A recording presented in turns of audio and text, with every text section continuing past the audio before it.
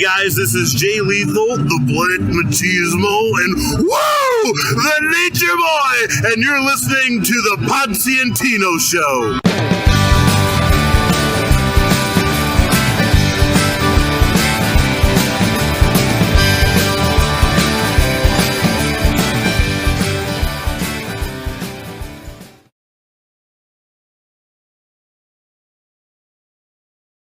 There it is. Okay. What happened?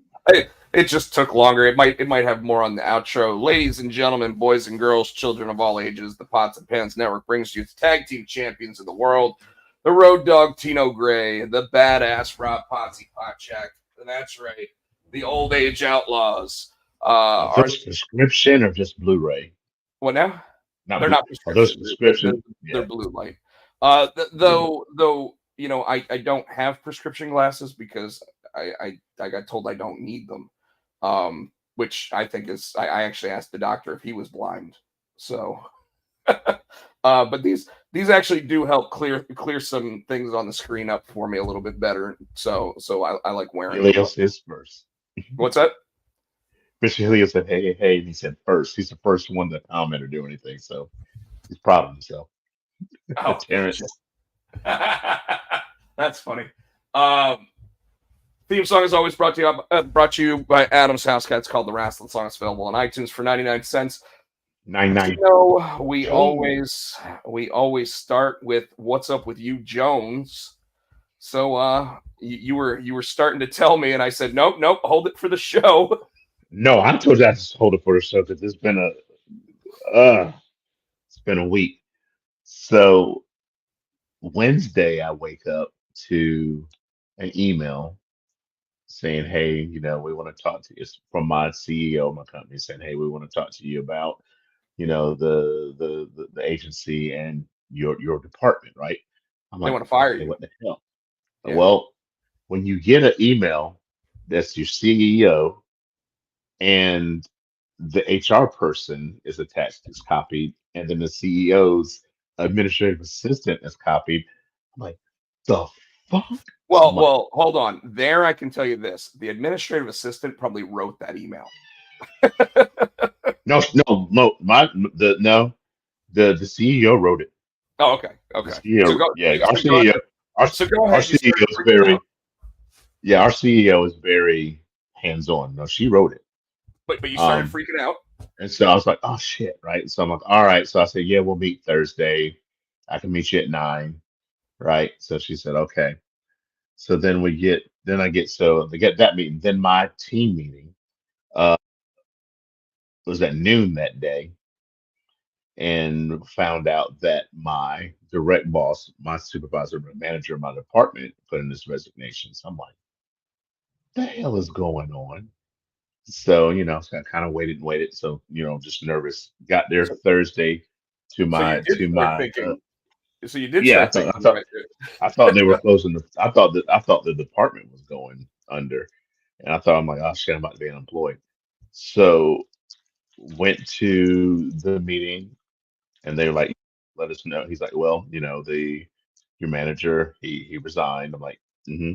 And so they said, we want to do this, and this, and we just want to know if you wanted to step up, if you wanted the position to be the manager, which is not what I was expecting. I was like, oh. And I said, well, and they said, well, if you need to think about it, think about it. They said, but if you don't take it, there's another, we may have to, put it up so somebody else, to the outside world kind of thing. I'm like, well, don't want really an outside in, because it's a small what we do, and like we have the way we run things, and if they don't know that, they can come in and just mess up the flow. I was like, no, I kind of know what's going on. Some things we need to restructure, to make things work. There's a couple things there that the CEO wants restructured, and I'm like, all right, I can do it. So, I got a raise, I got a promotion. So I am the program manager. It came with a raise, and so I'm just excited. I'm excited and nervous, and all the things, because you're like, oh God, because he does so much, right? And I'm like, how the hell am I going to learn all this, right? And can I do that? But I can. I just gotta be like, I just gotta. I think I gotta Figure it wrap my out. head around to sit down, yeah, Yeah. figure it out and make a plan. Like I said, right now it's still so between Wednesday and now it's just like I just got the offer letter, like with the, this is what we're gonna pay you. Just got that today, So so so it it's wasn't like even a negotiation. You just they told you what the raise was, and you said okay. I haven't said okay. They emailed that to me tonight. I haven't signed it, and that's part of me. Part of me is like, want to know if I can try to get more, but part of me is scared of like, no, fuck you, we'll take the promotion back, you know.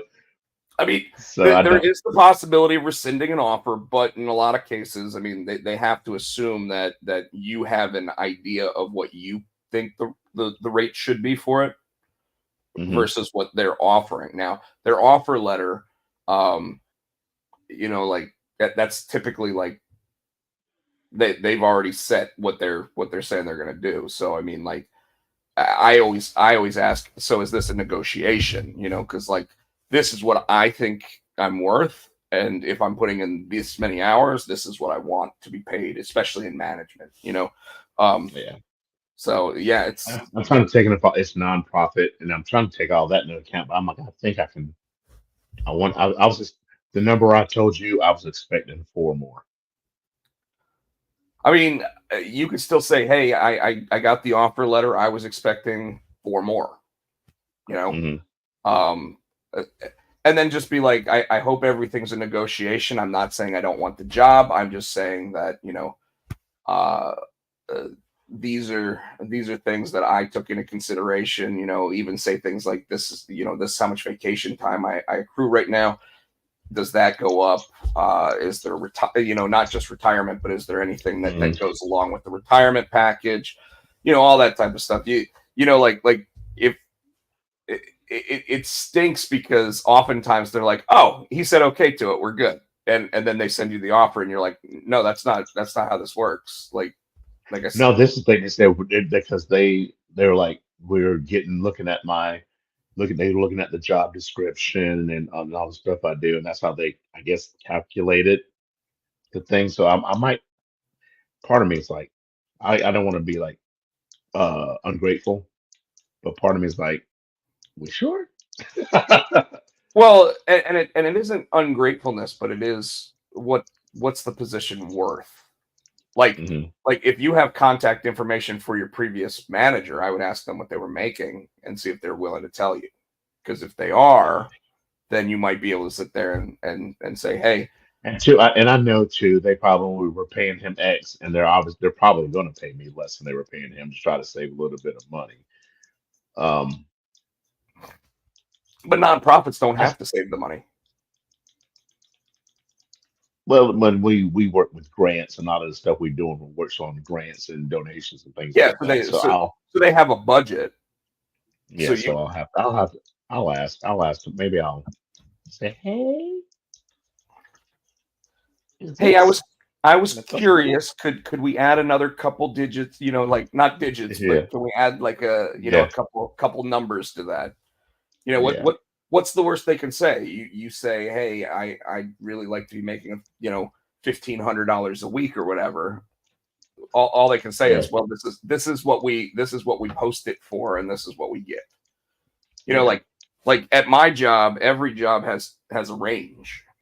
And what's funny is when I came in, they basically just said, "We're offering this," which was the top of the range. So I was like, I can't negotiate that. It's a range. And they're saying, we're giving you the top dollar on that range. So you can't sit there and go, well, I was hoping for $3 more an hour. Well, we yeah, we could we could have offered it to you for 23, but instead we offered it to you for 29. You know what I mean? Like that kind of right. stuff. So what else happened this week? That's about it. Let's see what else.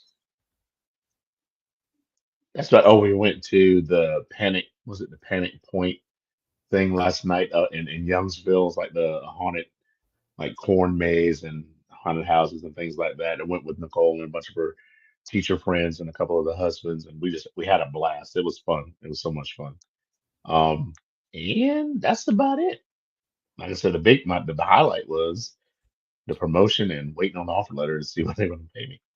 Well, last week you also had to take your father-in-law to the hospital for surgery. Oh yeah, he's that full. The next day he was up and around. I'm like, dude, it's like we're trying to help him do stuff. No, I got it. I got to learn to do it myself. So he had the surgery Tuesday. Um, and Nicole took him, and I was like, I'm like, are you sure? She said, yeah. He got out. He goes, I'm still numb. Let's go vote. I'm like, dude, really? But the cool thing about it was they let us. We did get out, and we were starting to walk, and the lady saw because he had the obviously the sling and all that, and she's like, what's going on with that? And Nicole's like, oh yeah, he just got out of surgery. They're like, oh, you can do uh, curbside voting. I'm like, what? So we got back in the car, all three of us, and we just sat in the car, and they brought us our ballots, and we did it. They slipped it back in a little privacy slip. They went back, came back, gave us our stickers. We didn't have to get out the car. That was cool. That's neat. So, I think I'm gonna go so vote tomorrow. So we have uh, voted already. you and I don't talk politics because it really isn't anything that like that we discuss typically. Hmm. It's funny though because I was in Alabama the past 4 days. I drove down Friday morning. I left today in the morning. Got back home just in time, pretty much for the show. And last night I had dinner with my aunt and my cousin, and something got said at the table that didn't cause a fight or anything, but all of a sudden someone was like, I don't talk politics because blah blah blah. And I was like, here's the thing. I can talk politics with anybody because I'm gonna make fun of and douse both of them because I think they're both terrible candidates. Like unfortunately, in my estimation and my own personal opinion, because I don't want to try to sway anybody to one vote or another. I feel like the American system of voting for the least of the two possible evils is horrible, and I don't think we ever accomplish anything as a country because we literally don't want the person in power, but it's better than having the other person in power. So and this I mean, my only gripe about the candidates really this time is that both of them can tell you exactly what the other person's not doing, but they can't tell you what they're going to do. Mm. And that's about as firm and strong of an opinion as I can make on the subject matter. Besides saying that neither one of them have my personal interests in mind. So that's all I say about it. But the other thing that I basically said is, as long as you exercise your right to vote, you can have an opinion on the matter. I don't care what your opinion is. I don't care which side you sway. That doesn't matter to me. But if you tell me you didn't vote, I don't give a fuck what you have to say about it. Because you have no right to say it at that point. Now if you're under the age of 18 and you want to make an opinion, okay, I'll still listen because you don't have the right to vote yet. But anybody who can exercise the right to vote and chooses not to should not be allowed to open their mouth when politics comes up at all. I agree. If you don't bitch, if you don't vote, if you're not going to be part of the, that's what voting is using your voice to, you know, I don't say I hate to say get what you want, but you have a choice. You have an opinion. That's your vote, right? That's who you vote for. You Yeah, believe in one person, you believe in the other. But if you're like, oh, I want things to change, I want things to change, but you don't vote, I'm with you. Like, let's shut up. yeah, you have no right to say anything at that point because you didn't say anything when you had a chance. Yep. Yep. Like you legally had a right to say something and you didn't take it. So anyway, getting off of that, because I mean, obviously you've got until what, next Tuesday to vote, or is it Tuesday after that? It's next I think Tuesday. next Tuesday. It's next Tuesday. Yeah, I think. Yeah, because it's the first Tuesday after the first Monday of November. So yeah, it's next week. So you have until next Tuesday to vote, folks. So exercise your right to vote. Me last week, I took Friday through tomorrow off. So even though I got back in time for today, I'm pretty exhausted. So I'm just gonna relax tomorrow. go out, vote, try to do some stuff that I haven't gotten done, for a little while and need to. But I drove down to Alabama. My buddy John, who was around when I created it, like when I actually came up with the idea for Junior High Horrors, he was down in North Carolina for a wedding, but he was living in New York at the time. And I just happened to be sitting next to him at a bar, and he was telling me about this guy who was a doctor who became a serial killer and literally was doing all this crazy stuff. Like he was injecting people's IVs with stuff just to see the reaction that they would have. Okay. And a lot of it ended up in murder. And then the reason why he was able to get away with it for so long was because did you ever see that the Peacock short TV series called Dr. Death? It had Christian Slater in it. It had Joshua Jackson. It had Alec Baldwin. I heard of it. I didn't watch it. But that one is all about a doctor who becomes like a back surgeon who's supposed to help people relieve all the pain that they have in their back by doing these crazy surgeries. But instead he ends up like creating quadriplegics, and he kills people, and he does all this because something isn't going on upstairs. When he's trying to do the stuff, he's doing it all wrong, right? So even though he graduated his class and everything really well, he just started like murdering people.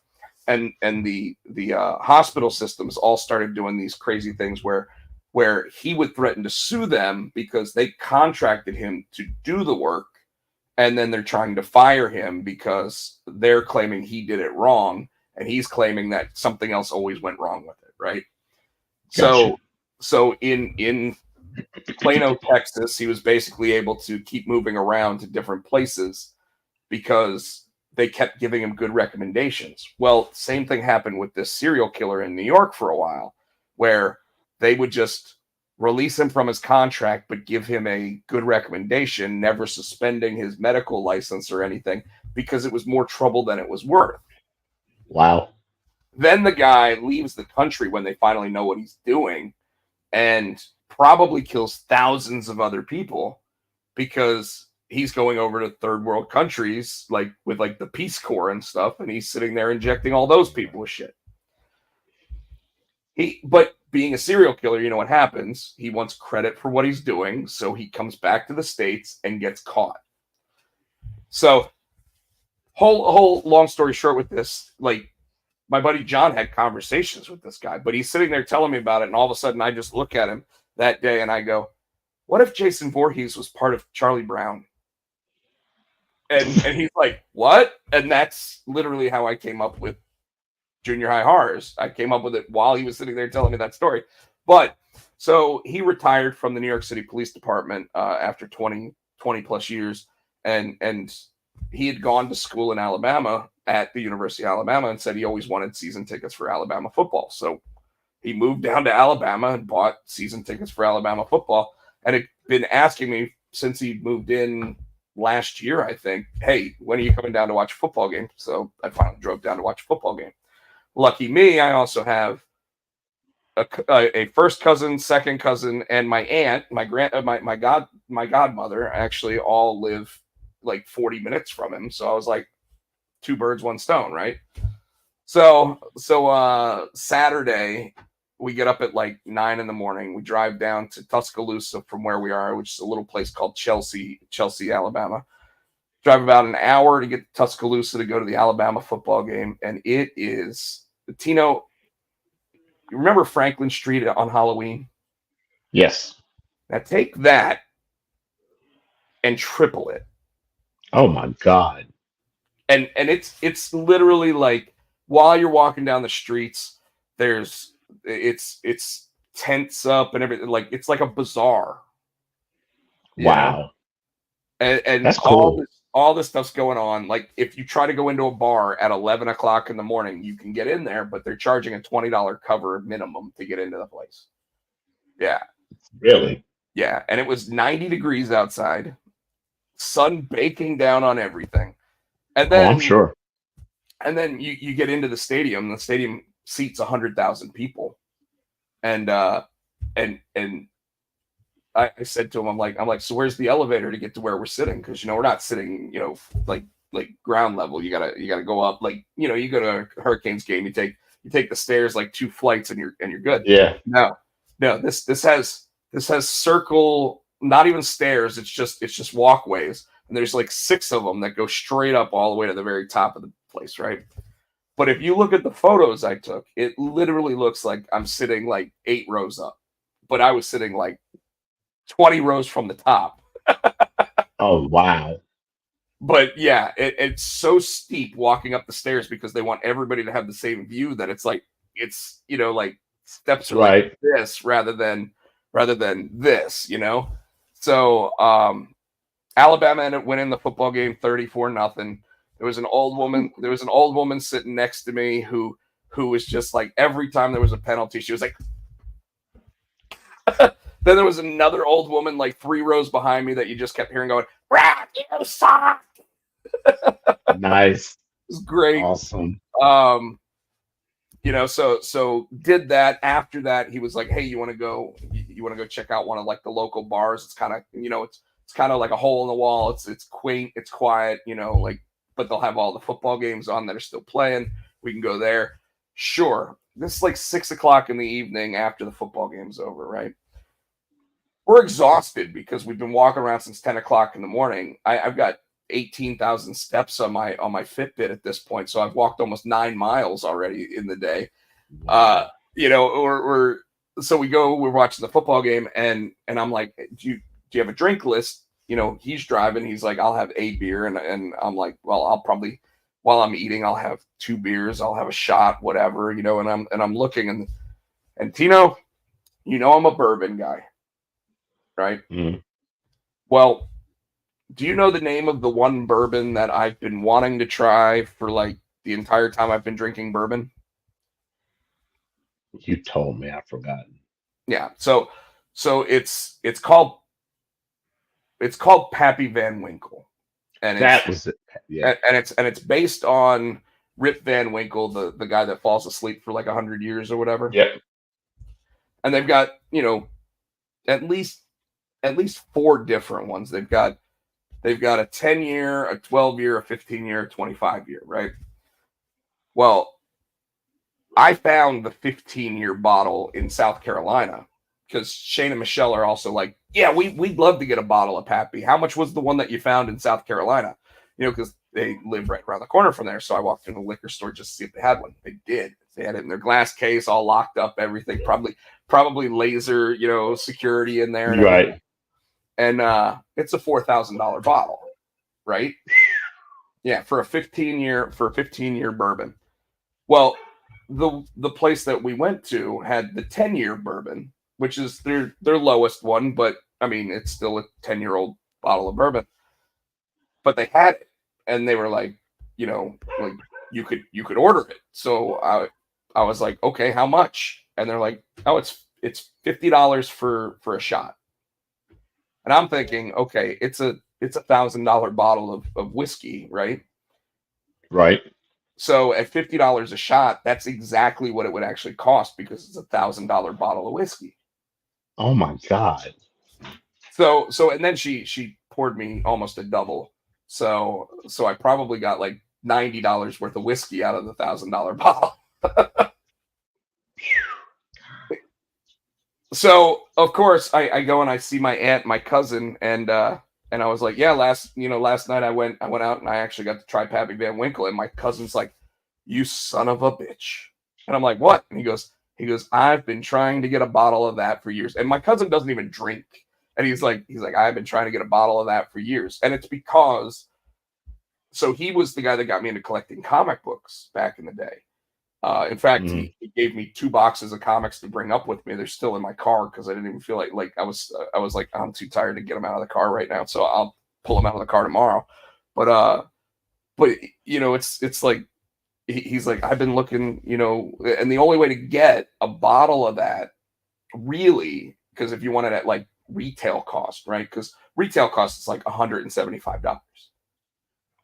But but nobody gets it at retail cost because like if they get it, they get like one bottle and then they raffle it off. Mm. So you pay like $50 for a raffle ticket and then you have a chance to win a bottle of it. But when you win it, you still owe the $175 as well. But then you're not paying the $1,000 for it that you would pay for anybody else that bought the bottle and is trying to resell it. Makes sense, Okay. right? So he was like, so he was like, so how much was the shot? And I was like, well, it was like a double for like $50. And he goes, well, let me ask you this. Was it worth it? And I was like, I mean, just because I had always wanted to try it, yes, it was worth it. You know, I had tried like Johnny Walker Blue when it's like a $75 shot, you know, stuff like that. So I was like, yes, it was worth it. And I then was like, it was actually sweeter than I thought because you know, I mean, you've had bourbons with me. Like bourbons normally aren't sweet, so No. this had like a like the caramel coloring of it actually sweetened it, which was kind of nice. Mm. Of course, I couldn't drink it with like a chaser or anything like that because you have to actually like try, you know, if you're gonna do that kind of, you know, even like expensive wines or whatever, you sit there and you check it out, and then Yeah. you swish a little bit, and you try to get it on all the taste buds so you can try all of it, you know. But it was good. I don't know if I'd spend $1,000 on a bottle at this point. Yeah. But I being able to definitely get a would. shot of it for a respectable price, I thought was well worth it because we can't even get a shot of it here in North Carolina. So anyways, yeah, like I said, my cousin ended up giving me 2 boxes of comics. I brought some comics down for everybody. So staying with my buddy John, his wife Raquel, and their 2 kids, they just got a puppy. And the puppy, like he just kept going, that dog is the worst. It's the worst dog ever. Like she doesn't listen to anything. She did sweet dog. And Right. a beautiful mutt too. So but I can't tell you how many times in 4 days that dog picked something up, was told to put it down, looked at the person that said to put it down, then immediately went and grabbed it again and ran. Awesome. Interestingly enough, though, my buddy John's daughter, Quinn, I think she's 5 years old. I don't know how old she actually is. They're getting their garbage disposal replaced on Saturday. So of course, dog's got to be put in the cage. So Quinn sits there and comes up to her mom and she goes, "Mommy, can I let the puppy out?" And she's like, "No, not until the guy who comes to get the who comes to change the garbage disposal fixes it. You know, after it's done and he's gone, then we'll let the dog out." The little girl's like, walks right over, opens the cage, dog goes running around the house. And so their daughter has the same exact personality as the Yep. dog. That's the dog. That's awesome. And I heard what you said. Watch this. yeah, and the dog follows her like they are literally 2 peas in a pod. The dog follows That's her, awesome. and yeah, and of course, like he's telling me a story about how the dog swallowed a battery last week, like a AA battery, just swallows the battery and takes it to the vet because you know obviously if the battery starts actually decomposing or whatever, it's going to let out the Yeah. acid and kill the dog. So takes the dog to the vet, $1,300 or whatever later, sits there. They take the X-rays and everything, get ready to open up, you know, a little incision to get it out. And they're like, "Hey, what's this thing that's in there as well?" And he's like, "I don't know. She ate some painter tape. It's probably some painter tape or whatever." No, it was a full rock that was like that big around. A frog. A rock, not a frog, a rock, but a solid A, stone rock a rock and a battery. and a battery. Yeah. That dog's not bright. That dog's not bright. So when he told me that the dog swallowed a battery, I said, "Did her nose light up?" You dumbass. So Let dog shit it out. well, if the dog shit it quickly, the dog could have probably shit out the battery or whatever. But the stone, I mean, like I don't know how a Yeah. dog's gonna pass that. But anyway, only other thing that I really got going on with me this week is Die Hard #1 orders have to be into the comic shops today if you want to be able to get a copy. So like copies are going to be kind of scarce, it looks like. But we're doing a 1 in 75 incentive. I told you that, right? Where it's my cover but the metal cover. I think so. So it looks like at least 8 or 9 shops actually have ordered that. So that means they had to order 75 copies of the regular version to get that. So that's kind of good. Okay. Yeah, so I'm pretty excited about that. And the Mark Spears Monsters book, #2, 3 weeks before release, is already sold out. That's crazy. I agree. That's crazy.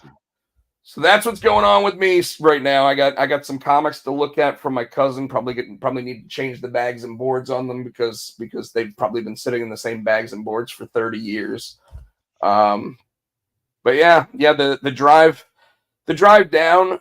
All I'll say about it is I don't understand why people decide they want to do 10 miles an hour lower than the speed limit in the fast lane and slow down the 2 lanes of traffic to the point where your 8-hour trip becomes a 9-hour trip just because somebody and in Atlanta and the surrounding areas, they do not get out of the fast lane when they're going slower than everybody else. They just stay there. Like they're like, I have every right to be here, which is not true. No, you don't. Which is not true considering there are signs that say slower traffic, keep right. And in Atlanta, they're actually supposed to pull you over for it. So that was kind of annoying. Anyways, as you can tell, I'm kind of losing my voice. So let's get through this. Maybe we should probably jump right in. Where do you want to start?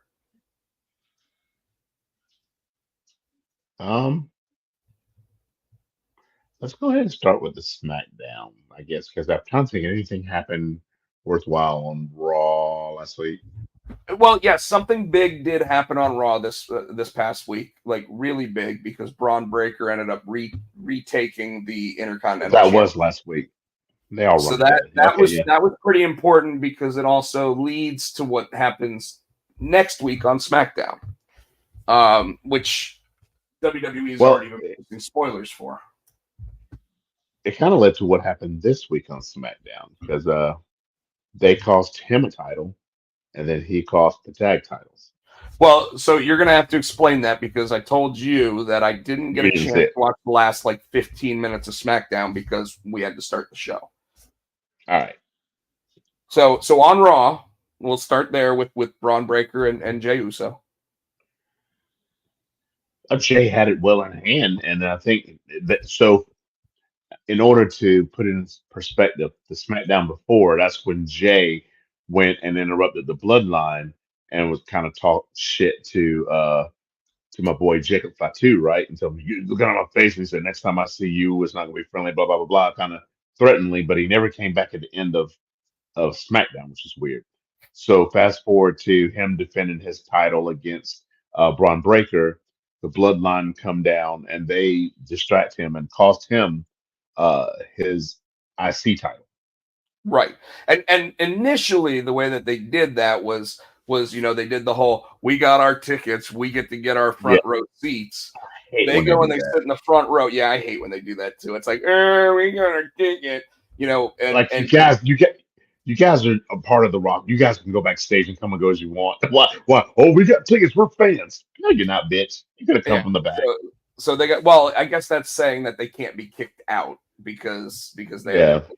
But then on top of that, it actually at the beginning of in the middle of the match, it actually looked like they tried to help Jey, and Jey didn't want to help.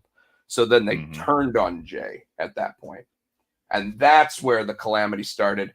It still looked like Jey was going to win the match, and then Braun Breaker did what he does, which is one of those literally cuts a man in half with a spear. They call it a super spear now. They're calling it super spear. I mean, I hope he gets to spear Goldberg at some point, just so Goldberg can feel what it feels like, you know.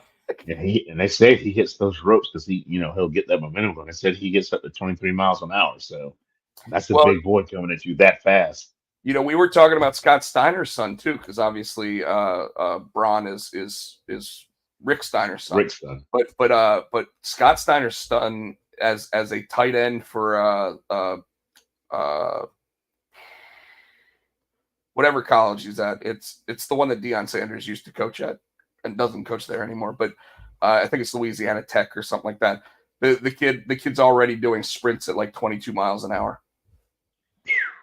Yeah. So he hits the super spear 1, 2, 3, and Jey Uso literally holds the title for like 3 weeks. Yeah. How do you feel about that? Which I kind of figured it was going to have to be because somehow they got to trade him to SmackDown so he can be part of that bloodline thing. I knew when Roman came back, the Usos have to go back. We said it's going to be Roman, the Usos, and you said I don't know if it's going to be a full-on trade or if it's just going to be until Survivor Series is over, you're going to see people back and forth. I mean, obviously we've seen Cody on both, we've seen Gunther on both, both. The women on the women's champions on both. Tiffany Stratton on both. Finally, Judgment Day's been on both. Yeah, but that's because Liv is the champion.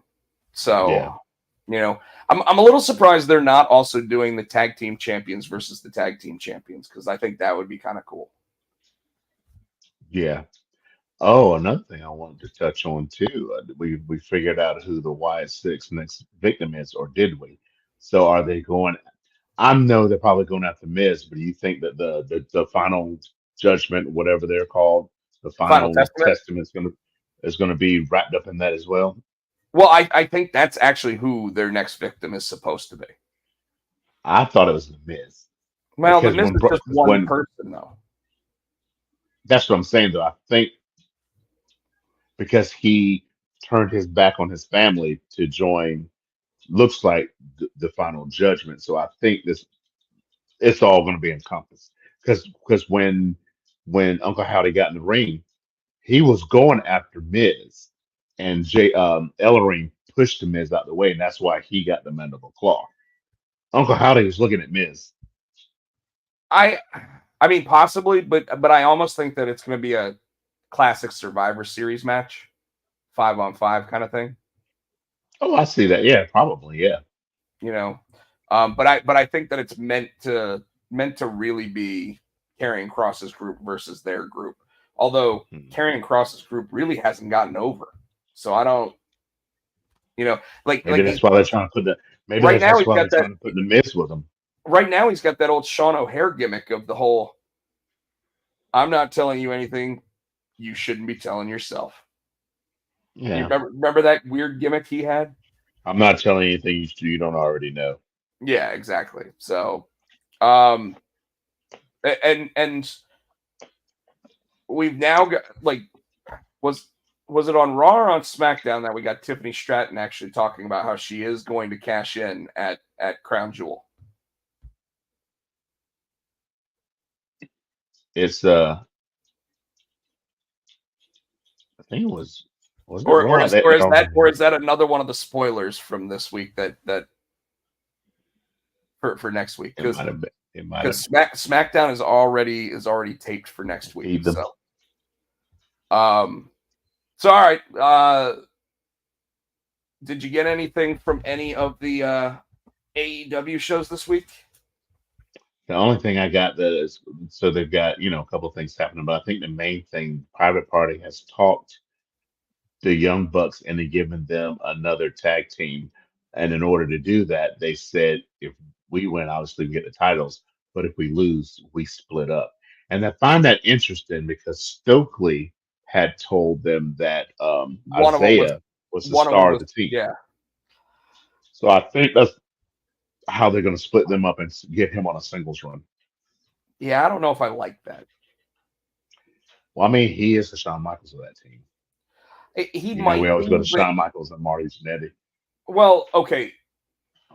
while he might be the more talented of the two, he's not a Shawn Michaels. You don't think so? Do I think he's going to be Of a the team. 5-time world champion? No. Well, you know what I mean. Not all fucking tag teams that break up are going to be 5-time champions. You know what I mean when I say this Shawn Michaels I and know the what Marty you Jannetty. mean. I know what you mean, but I'm going as but do, like I said, do I think he's the more talented one? Sure. Do I think that do I think that he's in a position where like he's going to be so good that they're not just going to put him in another tag team at some point? But that's not his fault. That's creative. That's who pushed him. You know what I'm saying? Well, then leave him Shawn where he Michaels, is. Shawn Michaels wouldn't have been where he was if they hadn't have pushed him, right? You know what I'm saying? You got to get behind him. Tony Khan doesn't know. He doesn't quite have. I don't want to say star making, but you know what I mean. If they didn't push Shawn Michaels, he wouldn't have been where he is either. You know what I'm saying? Obviously, but at the same point, Shawn Michaels, like the creative that they gave him was taking that charcoal, the coal that he was, and crushing it to get the diamond out of it. Like But I don't that's even know because if I pay WWE knew how attention to. is coal. I don't know what he is.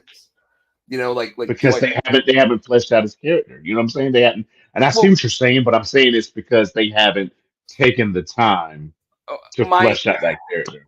my worry is that I'm not disagreeing with you, but I'm saying sure. it's not his fault though. You So know what I'm saying? They haven't taken the time. my worry about it is they're doing it just to do it, and they're basically the other kid. I don't even know what his name is. Marquez Hmm. is just going to be like, what are they going to do with him? Oh, he'll get lost in the shuffle, but I think they're they keep bringing in and using these WWE like Moxley to champion again, right? So they don't have they're not really doing anything. I think they're trying to build it up. They're trying to build up younger talent, and so that's what they're using the Darby Allens and they're using the um, dance dude, and you know what I'm saying. So Their angles aren't I think defined very well in a lot of cases. The BCC is about as well defined as they've got with anything. I guess Jericho's more defined with his story with Mark Briscoe. even And right now the BCC, you don't know what's going on with them. well, right, but it's at least interesting. Right now, Okay, I give you that. I give they you could that. totally fuck it up, or they could stick the landing, right? But either way, you and I are going to talk about it on a weekly basis because it's at least Oh yeah. keeping our interest. Same thing with Osprey, with the Osprey Ricochet thing, except they had 10 years where they had been separated from each other, and they could have just started doing like build up after build up after build up, and then finally give it to you at All In. And instead, they waited 3 weeks.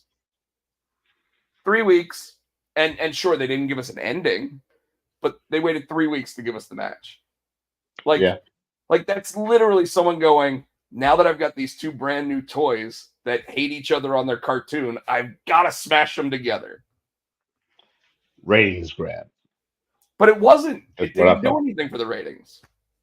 But they thought it would. That's what I'm saying. They were grabbing. They were grasping for straws. Agreed.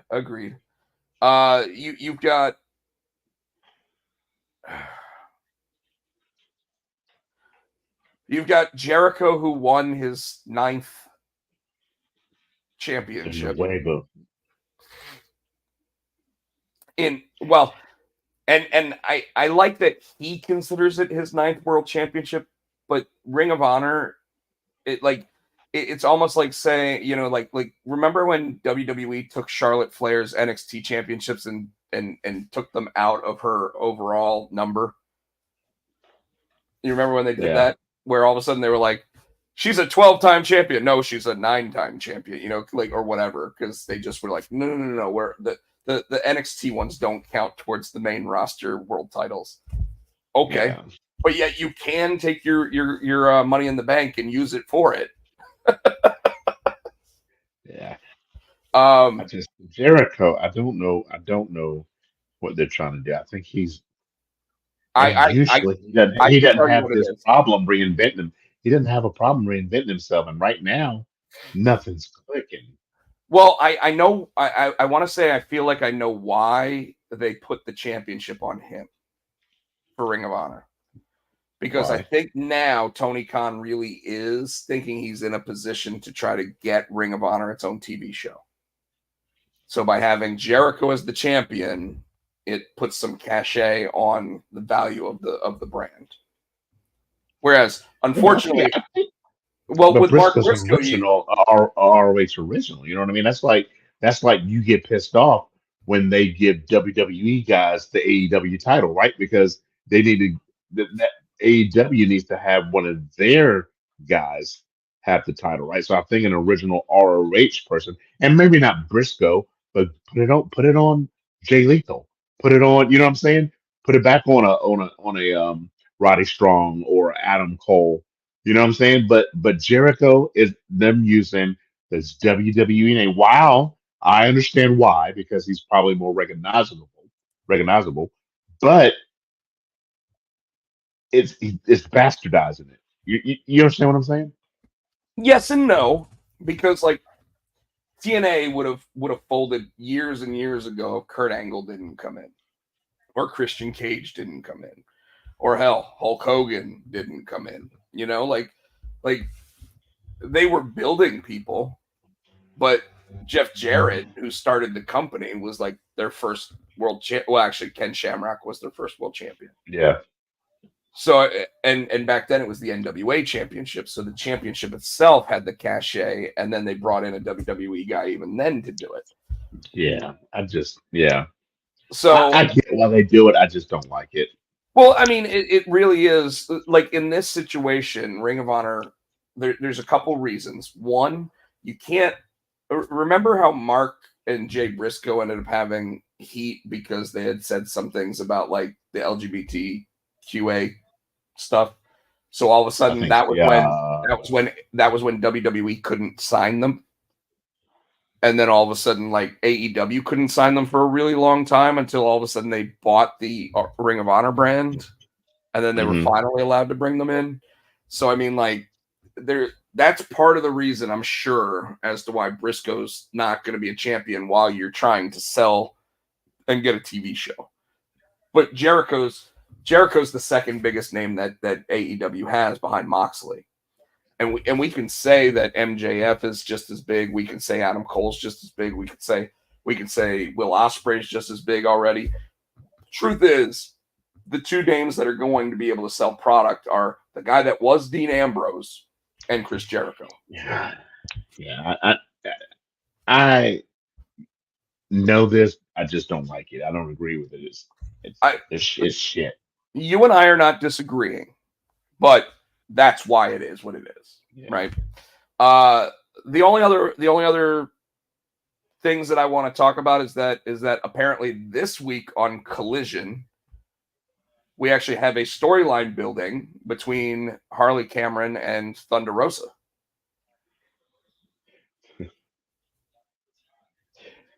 Harley Cameron. Okay, you remember when Tony Storm started the whole character she has now?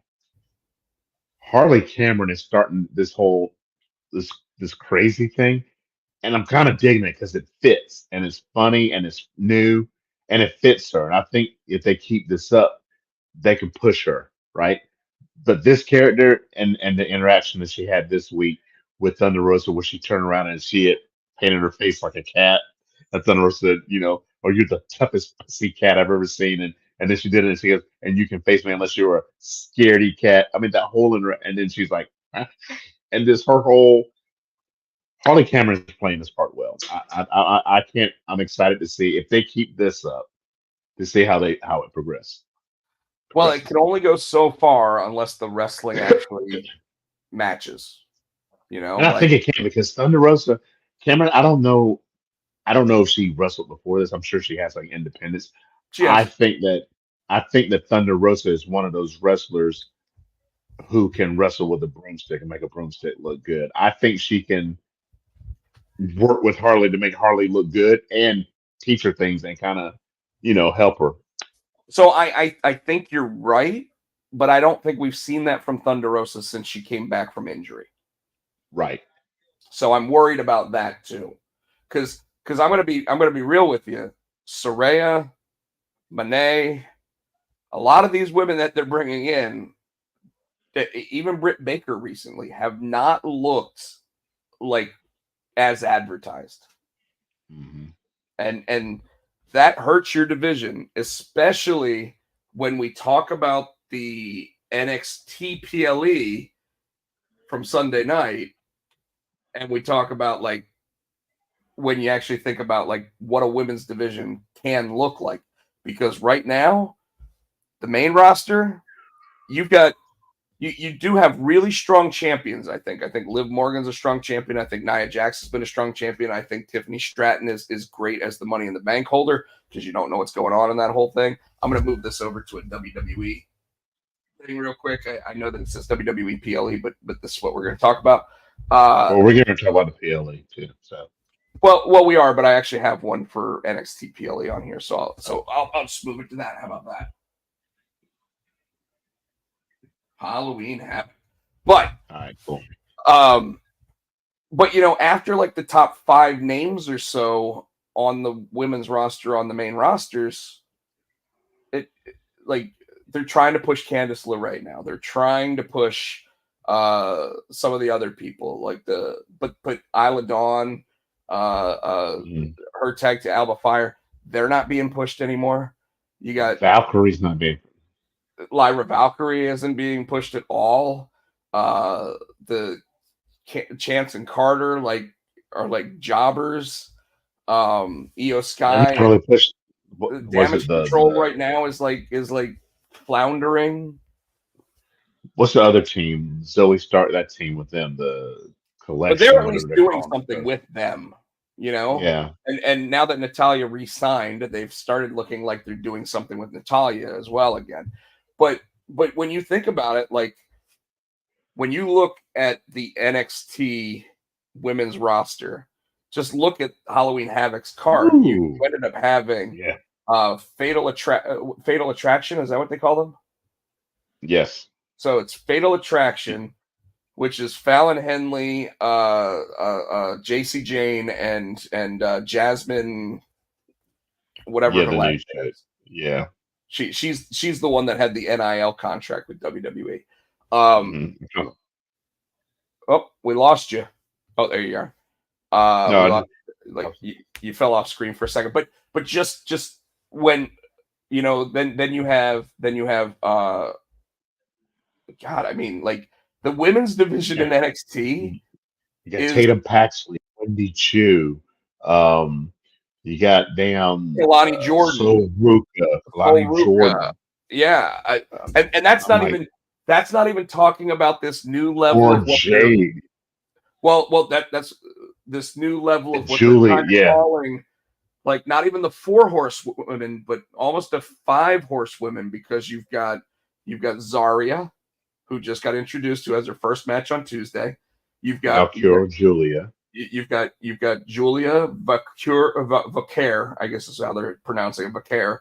And then you got Cora Jade and Roxanne Perez. So I mean, you have a 5-headed monster that is looking at that NXT Women's Championship, which means it's finally time to say, okay, Roxanne can be promoted.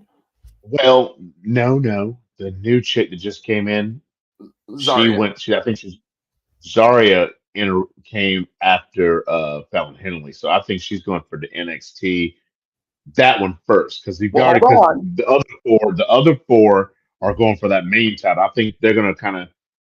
But hold on. You remember when that tag team match ended, which was the second match of the night, the lights went out, and all of a sudden they showed Zarya, and she was staring down all 4 of them. So but I think right now she's going for the other. They Oscar-fied her in NXT because just by showing her in both of those sets of matches, she put all 8 other women on notice. Huh? So she did it to the top champion, and the lower level champion, which means they may be thinking if she shows up and she's putting on the performances, you never know, she could be a champ. Hmm. You know, we haven't had a woman champ. We had Keith Lee as the man champ. We hadn't had a woman champ in NXT. um, NXT. We had Becky two belts. We did have Becky two belts. You're right. Yes. So all right, let's talk about Halloween Havoc. All right. Started off with the North American Championship, D'Angelo and Obafemi. That wasn't the first match of the night. That's what I'm looking. I got it on the. Is that not it? Did I miss something?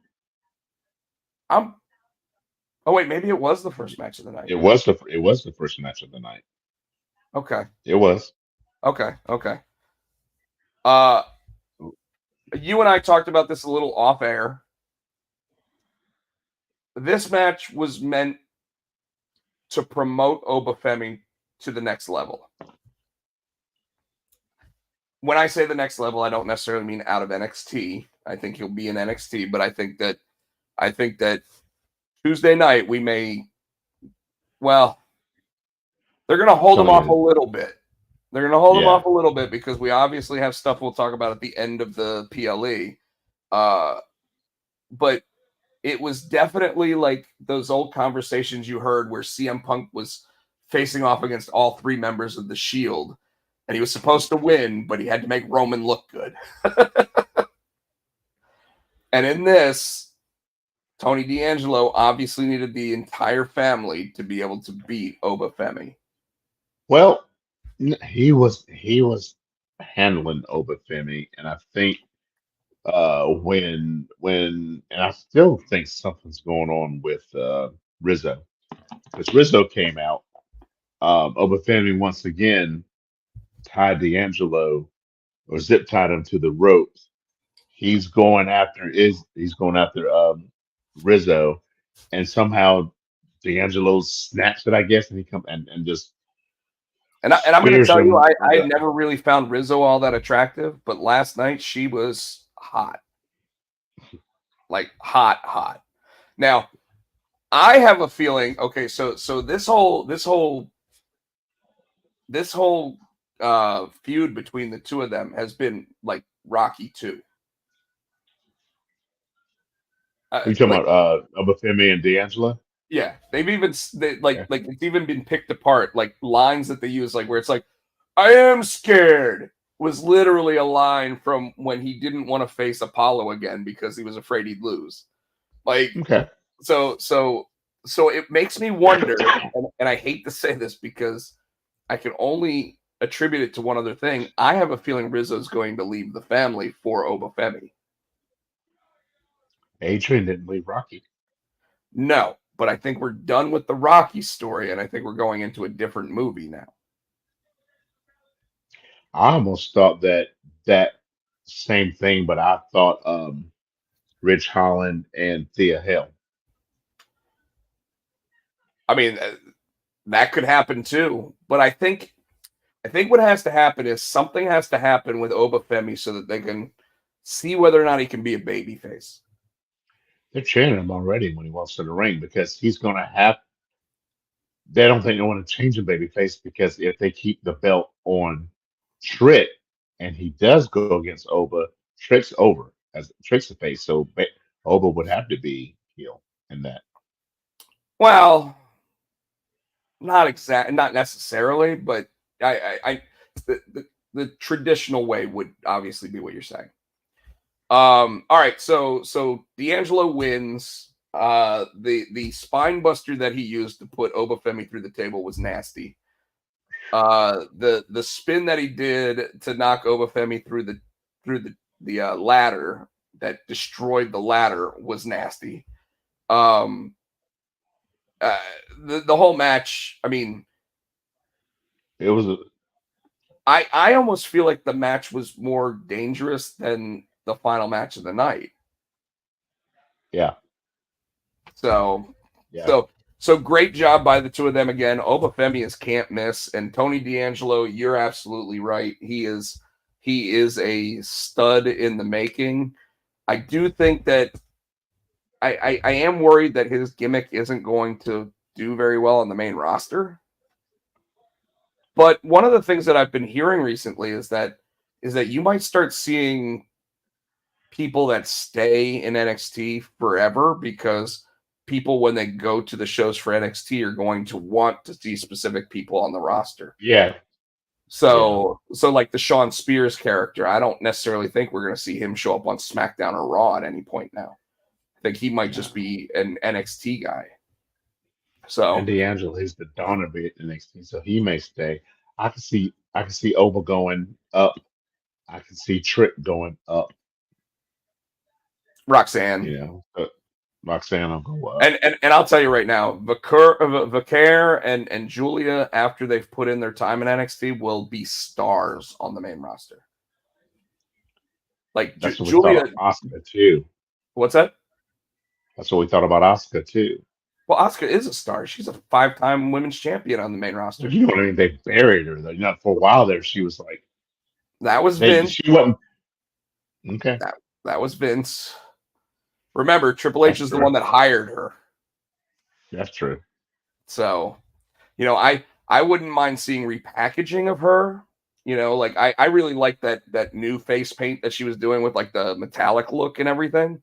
So maybe, you know, and she actually had a different persona called Kana that I wouldn't mind seeing make her WWE debut. So it'll be interesting. Okay. All right, second match of the night was the tag team women's match. Roxanne Cora against Julia and Stephanie. Now, I do want to point out that like with most Halloween Havocs, a lot of the people decided to wear costumes. Do you know what Roxanne and Cora Jade were dressed as? I know they matched. That's all I know. Yeah. Well, they took pictures backstage of them holding hands and everything. So they were the little girls from The Shining. Oh my God. The twin sisters. They were the twin sisters from The Shining. I get that. Cora Jade was smoking hot last night. And I do want to say this. It was her first match back after, 9 months out with injury? She didn't look like she missed anything. Like, she held her own against 3 of the top in the world. 2, but 3. I've never seen. Obviously, I've seen Julia wrestle. Was this Julia's first match? No, she wrestled before. She wrestled on the first CW show. And Vakur, was this her first match? I think it was her. No, on NXT. She had another match on NXT, but she also wrestled Mercedes Moné at the AEW pay-per-view immediately before she signed with WWE.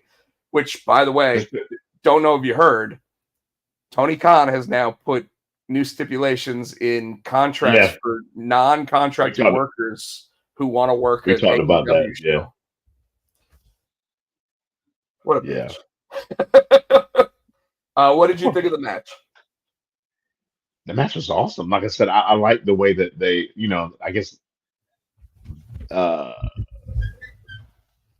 Jade and Roxanne, I think they might have tagged before, but I think they're saying this is the first time that Julia and Stephanie had tagged, and they worked like a well-oiled machine.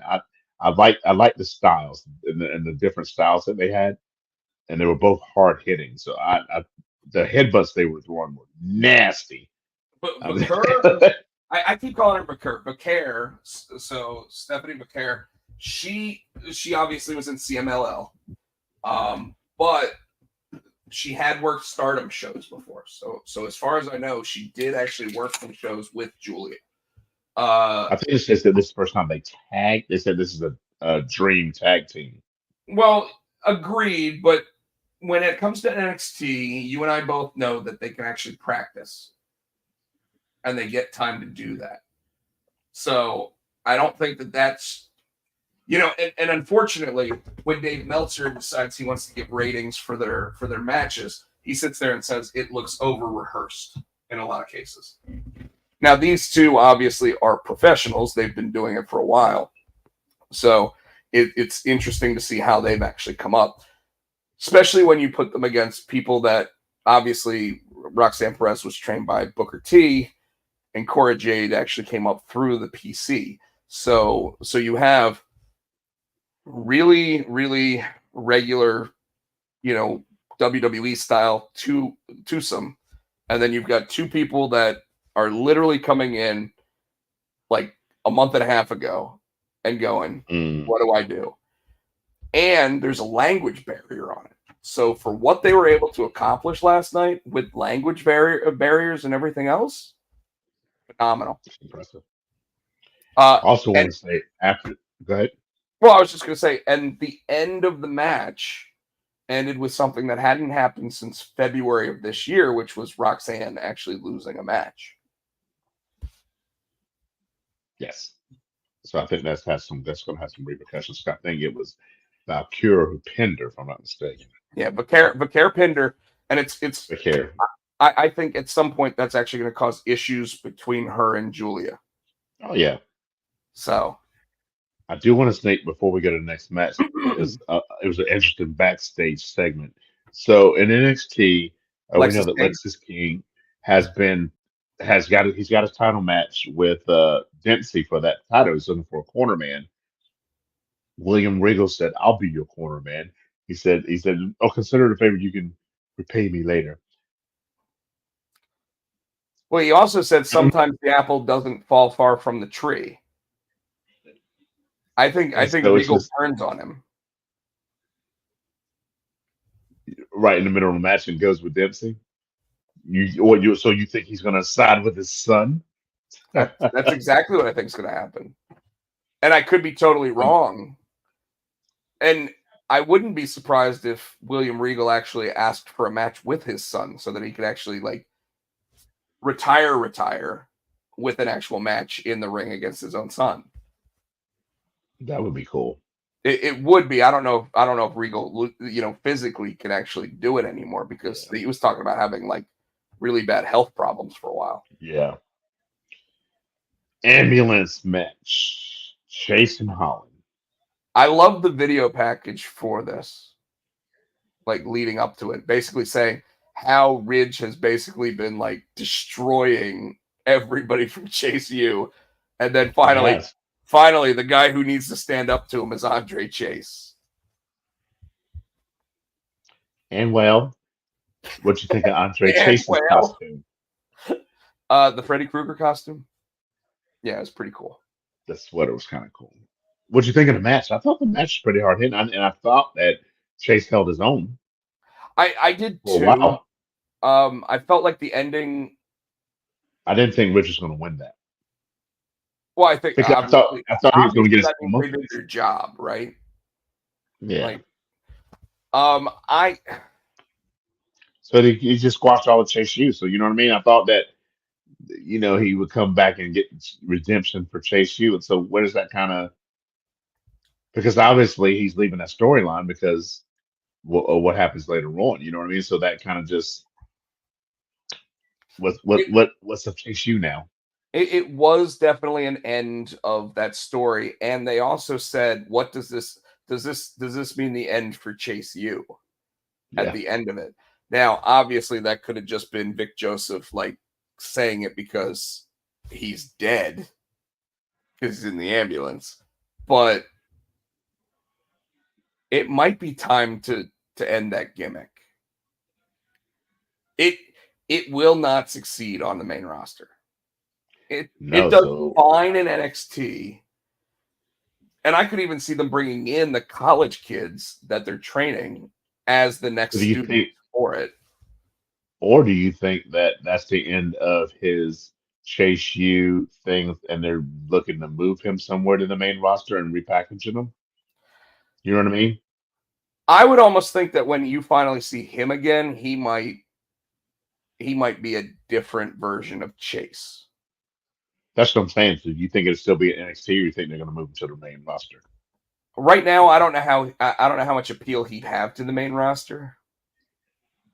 he does really well in the training environment.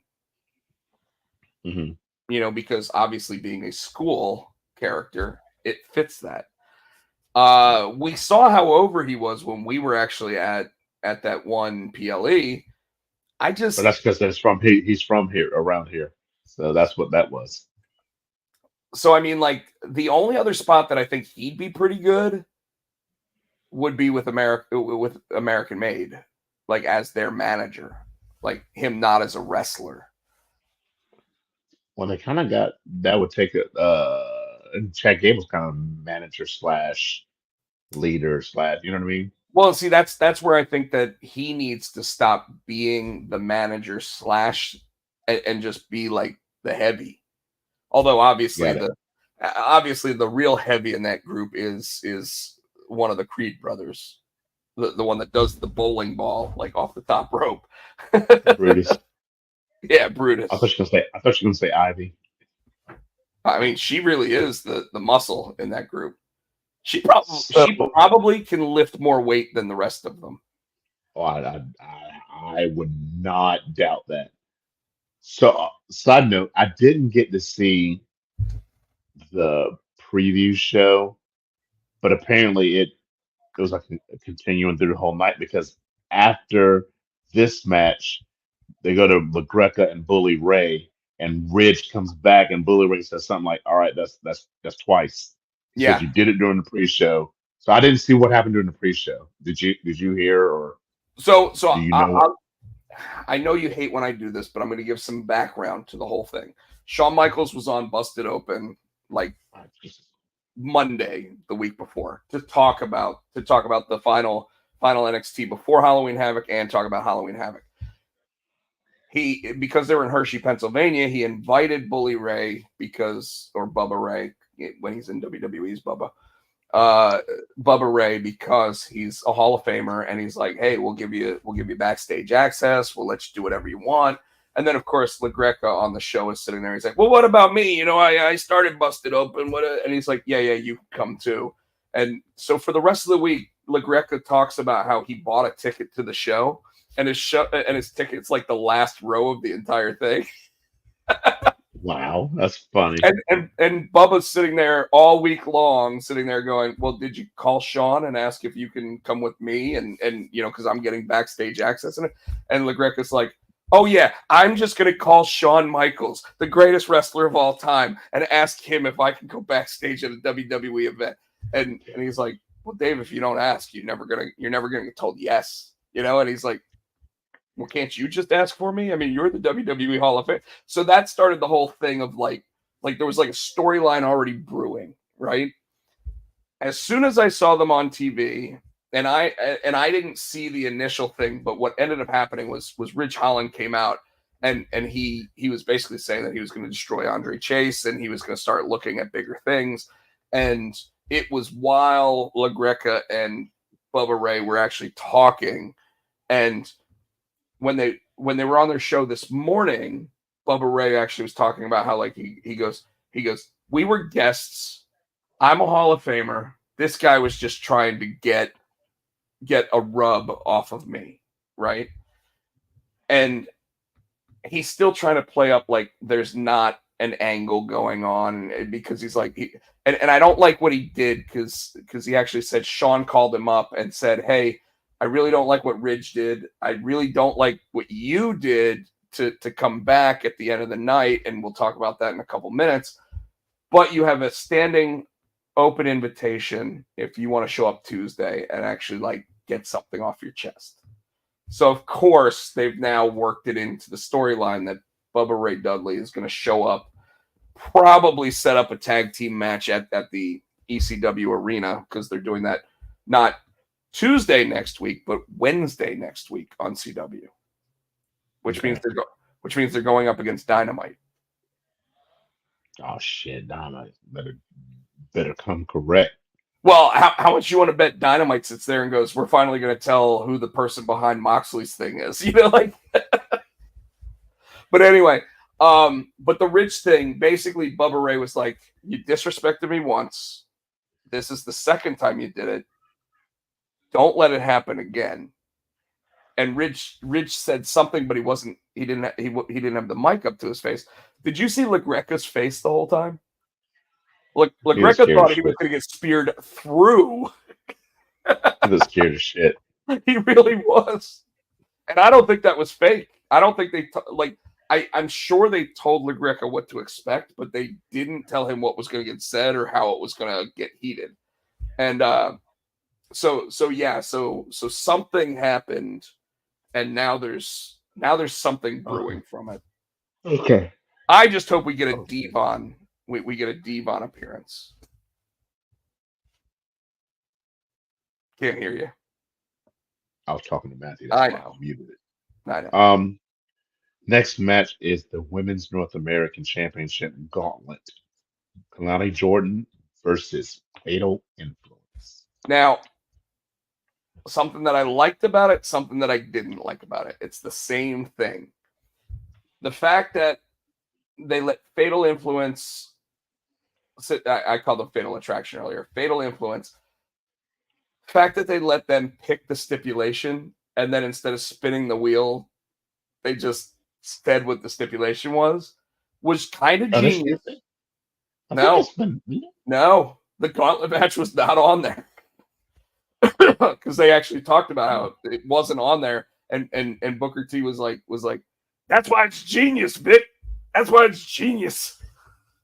And by the way, Booker T also had one of the best lines I've heard, because Vic Joseph during this match sat there and said Kalani Jordan needs to pace herself through the match, and then Booker T goes, no, she just needs to go for it, Vic. And then like a minute and a half later, he goes, Kalani Jordan really needs to pace herself during this match. And Vic was like, Booker, I just said that. And he goes, no, you didn't. Anyways, I'm saying that she needs to pace herself now because she's already made it through one of them, and now she's got to get through the other two. I think they did. I think when they spun the wheel, it was spinner's choice, and that's why they said. Oh, maybe that's what it was. Maybe yeah, because it wasn't on the wheel. No. But I liked it, and I didn't like it because they didn't even talk about that until that night. Like what sells a PLE oftentimes is already knowing what the stipulations are going to be. So like the Devil's Playground match or the tables, ladders, and scares, they'd already spun the wheel to determine those match stipulations. Yeah. Well, I always forget Jasmine Nix was the first one that came out. Yes. She beat her. Then there was JC Jane. That was a closer match, but she beat her a couple times. Thought JC was going to win it. She beat her, and she was in the process of fighting with both Fallon the other Henley. two came back down Because she had Henley down. She was about to win the match, and they came distracted the ref, and it worked out to where Fallon Henley won. And then she stood up to say, and everybody's on notice. And before she could finish her sentence, the lights went out, and then the new chick showed up, standing in the rafters. Yeah. What's funny is Bubba Ray was talking about that too. He, because they went back to them to talk about like her showing up, and he kept wanting to say Cena because he couldn't remember her name. I think what was funny too, I think Ava was out. For some reason she was out there, and all of a sudden, fucking Tatum Paxley popped out of that box, and she's like, "What do you want?" He goes, "I know you want revenge on Wendy Chu for what she did." She said, "So you got her Tuesday." She goes, "Oh," and I'm just making it interesting. And she spun the wheel, and it landed in the casket match. And did you see it? Ava was kind of like. She didn't want to say, okay, it's a casket match. She was like being apprehensive about it. I was like, okay, you can have a casket match. She was like, probably looking off to whoever was the producer of the segment and probably wondering whether or not they actually had a casket for Tuesday night. Because again, I mean, Ava's what, 23 years old? If that, yeah. Like, in big time sequences from time to time, she's gonna flub. It is what it is. Yeah.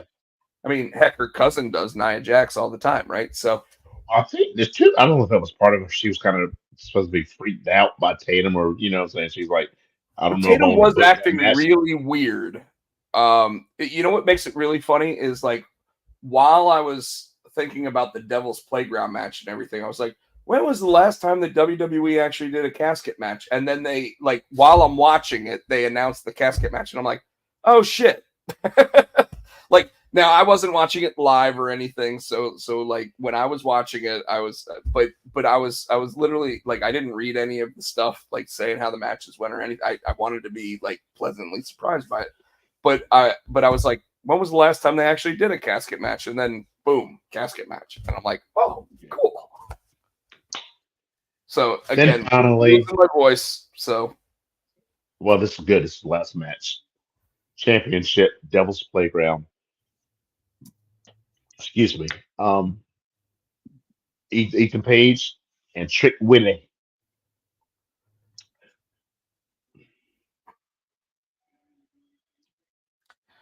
Something was missing. It was a good match. I think the build-up and everything to something called a Devil's Playground match needed a little bit more.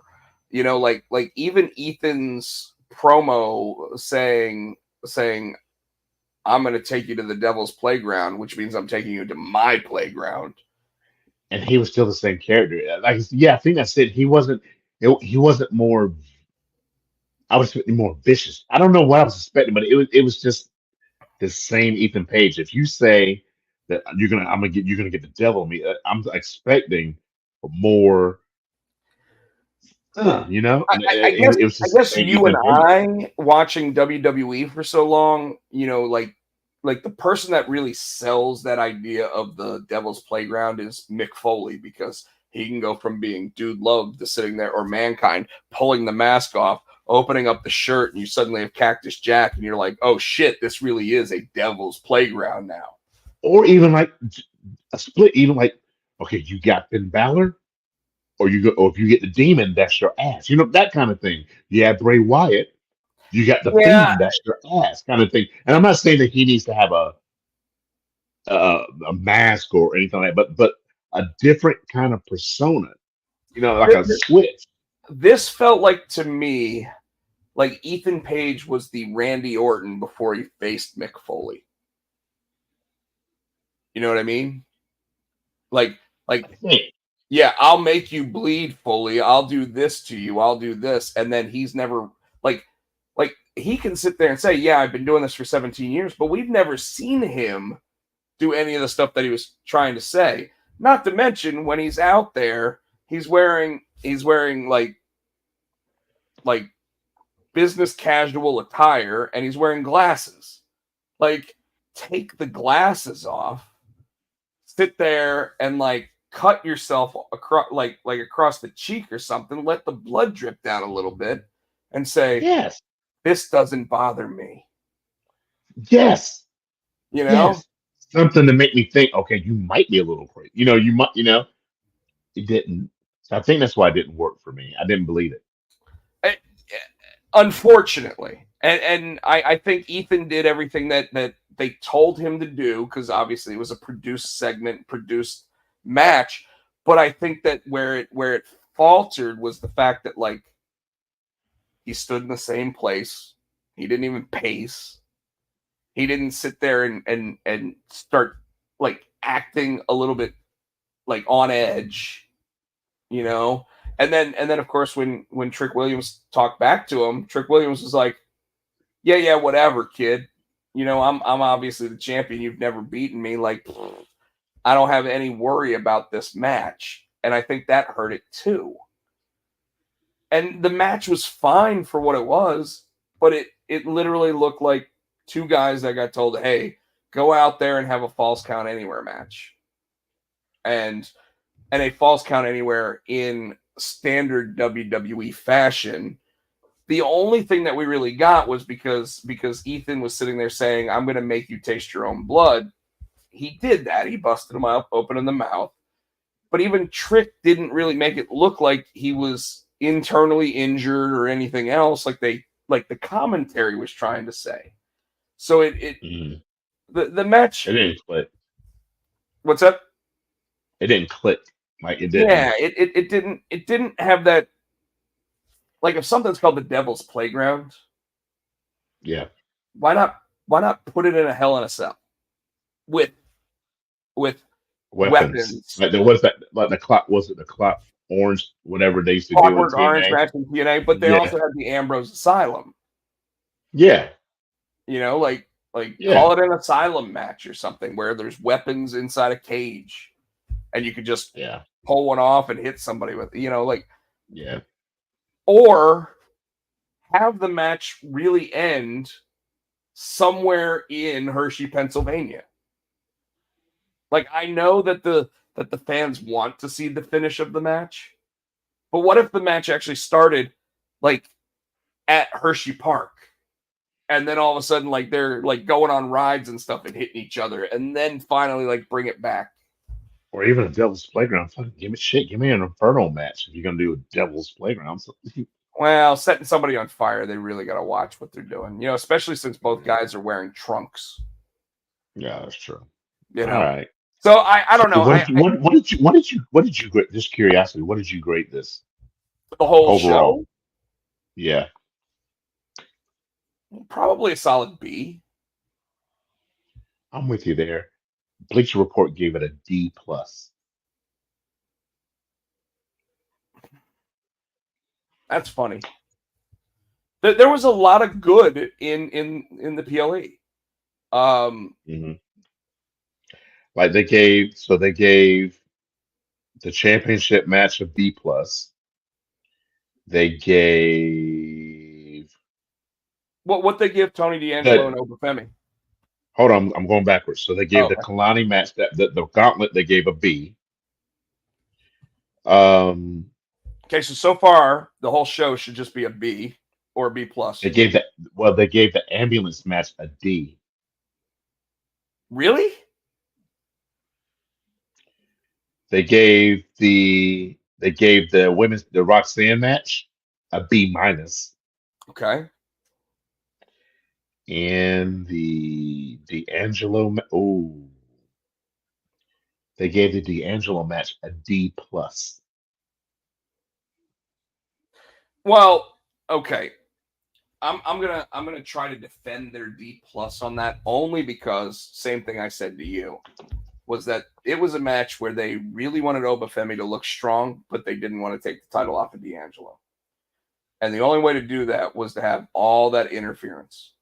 And this is what I was getting ready to say about like the next movie that I feel like they're trying to test the waters with. And it really feels like they're going with King Kong, where Obafemi's just mystified by this hot woman and he wants to just pick her up and run away with her. They're doing that with Ashante de Adonis and the chick with the swords. Okay.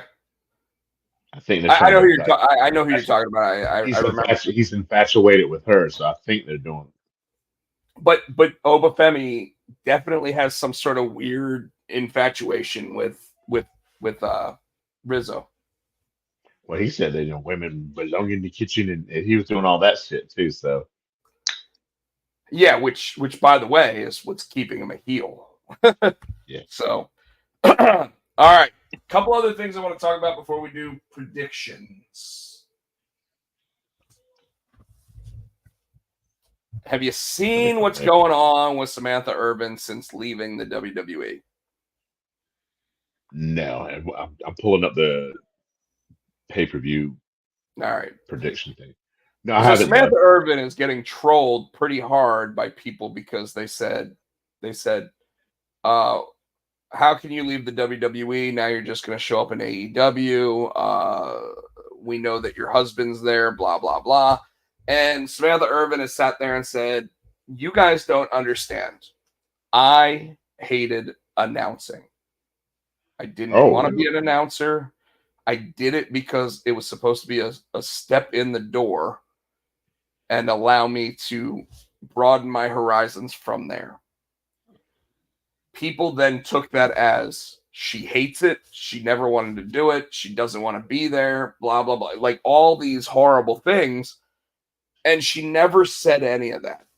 But when the trolls started sitting there and saying different things to her, she's like, fuck off and this. And she's like, I'm so glad I don't have a boss right now. Fuck you, fuck off, fuck out of here. You know, like, and it's pretty great.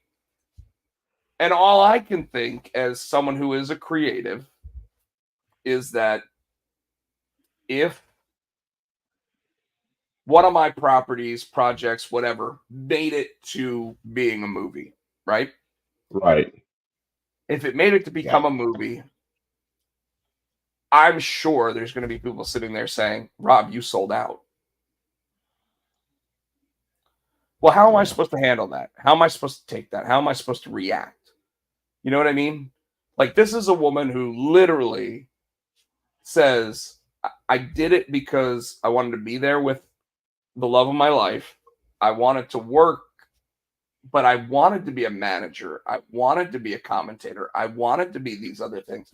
And yet they didn't see the same thing for me as I thought I could do. I did it for the Rock. Exactly. What's up, Chris Barrett? So her whole thing there, like, and what I love about it is instead of like Ricochet flat out said she's not going to AEW, right?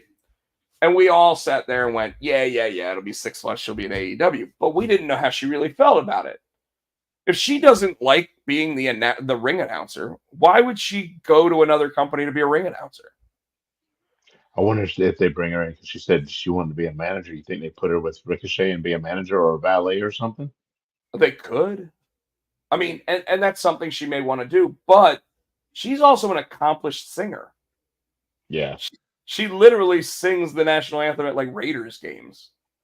Oh, she was on The Voice too, or something. America's Got Talent. I forgot to send you that. I saw it on TikTok.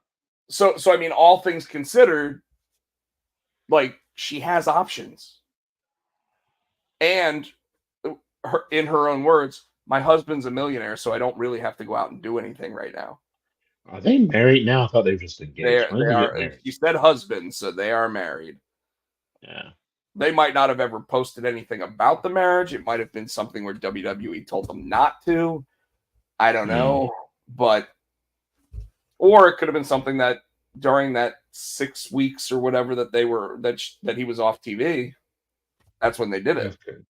So AEW has too many managers and valets. Yes, well, AEW also has too many stables, has too many people just randomly in tag teams, you know, but all of the companies do. Let's hit these. So that was that thing that I wanted to say. I want to talk a little bit more about this, you know. Take a look because you watched it. I didn't get to see it. Oh yeah. So what happened? 10 o'clock. Well, we're at 10 o'clock, but we're only at an hour and a half. And I gotta be up at 4:30. You don't. So, but well, I don't know why you gotta be up at 4:30 now, but we'll be done. Yeah, I do because I got a kid. And stuff I gotta do. We'll be done shortly after we do the predictions. But I did want to hear about that. They did the match with the DIY, I think the Street Profits and the Motor City Machine Guns. No, it was a one-on-one match. It was DIY. So it was DIY and the Motor City Machine Guns. The Machine Guns won the #1 contendership for the tag team championships. So after the match, and they're celebrating. So Solo's music hits. He comes down. That dumb music. And he's kind of like he's mocking them, and welcome to the big time, and we want to say welcome to the show, and da da da da da. And they were trying to big dog Motor City Machine Guns, and all this was in there. And Allie took the what's his name? Not Allie. Sabin. Not Sabin, the other one. Alex Shelley. Took the mic's like, hey, why don't we do it right now? Why don't you give us our championships right now? And they're like, and then so oh, you want it? And Aldous is like, hey, if that's what you want to do, you sure you want this right now? He's like, yeah. And then he looked at the bloodline. You guys, you want it right now? And they're like, yeah. And then Aldous, of course, he had to play to the fans. And you guys want it right now? Okay. So this match starts, right? Right. So they're fighting. They're fighting. Jacob Fatu, of course, tries to get involved. Out of the stands once again. The black hoodie comes out. He gets kicked in the mouth. It's Jimmy. So they fight back up the ramp, right? They fight back up the ramp, and so that leaves Solo. And so Solo's on there. He's trying to help cheat the win, and all of a sudden, somebody else in a black hoodie. But this time, the announcing goes, "Look at the eyes. You see the eyes? Yeah, we know who it is. Main event's here." Before they even took off the thing, and yeah, so he's super. So Solo comes running around and runs right into a super kick, and then Jay takes off his thing, right? And so he helps. He helps. He pushes one of the Tongas off the thing, and da da da da da, causes the shitty machine guns to be able to do their finish, and they win the belts, right? So they celebrate and they leave, and so Jay's just in the ring by himself, and they're the crowd's eating it up, and then Jimmy comes back from the back and kind of walks slowly to the ring, and I and, know what and Jay's happens just looking here. at him the whole time. I saw this Jay's part. looking up, yeah, Jay's looking at him the whole time. He gets in the ring. And then Jimmy's just like, not no, Jimmy's just nodding his head. He's getting closer, like he was not sure, but he's like, and he's nodding his head. And then then they do the hug, and then they end with Roman standing at the top of the ramp, just looking over everything. That's how they ended this week's SmackDown. That's why you thought. That's why you thought what I was talking about actually was like after. Yeah, it was after the. I thought sometimes they do like after the show they'll have like So that's why I thought it was. I actually think it's the beginning of next week's episode because obviously they're going to Saudi, so they're taping stuff in advance. But they're making it sound like they're going to have a match at Crown Jewel. Well, it's not on because it's not on the as of right now because they probably got all the matches they're going to have. If they tape next week's show, then yeah, it would be the show after Saudi that they're actually talking about. So yeah, okay, that makes sense that it would be for Survivor Series. And if you don't want me to, I won't talk about. Yeah, I kind of want to wait and see. I don't want to be. That's fine. But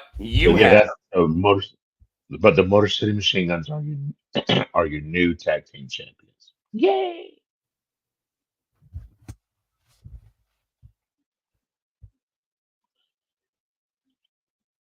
Crown Jewel prediction. I was reading what Chris Barrett was saying. Oh, I didn't even see what he said. What did he say? My mouse died, so I had to go plug it in. He said if it's taped, Motor City Machine Guns might appear at Crown Jewel, but who knows? It's weird because I almost wonder. Well, obviously, it sounds like they filmed the OG Bloodline segment for next week, but you know what? You might be right. It might have been something where they did it as in a dark match statement, but I don't think so because a lot got said. Yeah, so I'm sure.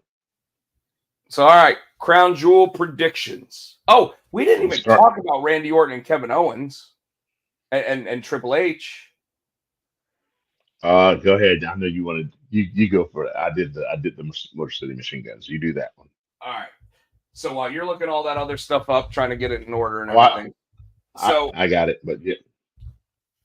So the very beginning of SmackDown was Randy Orton's music hitting, and they were doing that thing where they're following him with the drone or whatever, or maybe a handheld cam, and he stops, he turns, and he goes to gorilla position where Triple H is sitting next to a guy I don't even know who that was. Could have been Jeremy Borash, could have been someone random, I don't know, but I wasn't paying attention. I saw him go to Triple He H. starts talking to him. He's like, how about you come out there and you like, or we do that. And Triple H just sits there and says, why don't your music's going? Why don't you just do what you're supposed to and go out there? And you see Randy and he's like, oh, okay, we'll handle it out there. And he walks out and he goes out and he turns around. Instead of looking at the crowd, he's looking at like the entranceway, like thinking that Triple H is following him. Triple H isn't following him. He goes to the ring and he starts basically saying he wants a match with Kevin Owens, blah, blah, blah. Mm-hmm. And it's time to play the game starts playing. And then Triple H walks out. And this is a really interesting dichotomy of like what's going on here because obviously like this is unblurring the lines of the fantasy and reality stuff. We know Randy Orton and Triple H are good friends. And you know that because when he's sitting there talking to Paul Levesque or Triple H, he's sitting there calling him H. And nobody gets to call him that except for like people that really know him. Otherwise, they call him Trips. They call him Triple H. They call him Hunter. Any of those other names. But him calling him H, there's only a few people that I've ever actually heard call him that, right? And he sits there and he says, I want a match against Kevin Owens. Like Nick Aldis wouldn't give me the match against Kevin Owens. You got to give me the match against Kevin Owens. And he's sitting there and Triple H goes, Randy, I'm not protecting him from you. I'm protecting you from him. He's never had a friend in the industry, but for some reason he liked you. He liked Cody. I don't know why. He liked Cody because Cody tried to make him a better man. He liked you because he knew that he was a miserable prick like you. And now he feels like you guys disrespected him. Like if I felt that way, I'd want to beat the hell out of you guys. And of course, now we're at the point where like Randy sits there and has to take that all in, everything else. And then Randy finally sits there and goes, I'm begging you, give me the match at Crown Jewel. Mm-hmm. And he said, as the man who came to my house and dragged me out of my house and threw me through my front window. Used to carry the sledgehammer around. That guy, the leather jacket wearing Triple H. Yeah. I don't want the Paul Levesque guy that works for TKO. I want the Triple H that actually did all that stuff to me. And he goes, Randy, I hope you've got eyes on the back of your head because you're going to need to sit there and watch your back. Yeah. And that was it. And it almost makes me wonder whether or not they're going to take this Paul Levesque character and actually have him side with Kevin Owens. Like they did when Kevin Owens became the second Universal Champion. But that was that to bring back, what were they calling themselves? The Authority? Triple H and, yeah. I mean, you and I both know that when they have an evil overhead thing, business is good. But anyway, all right. So Crown Jewel, what do you got?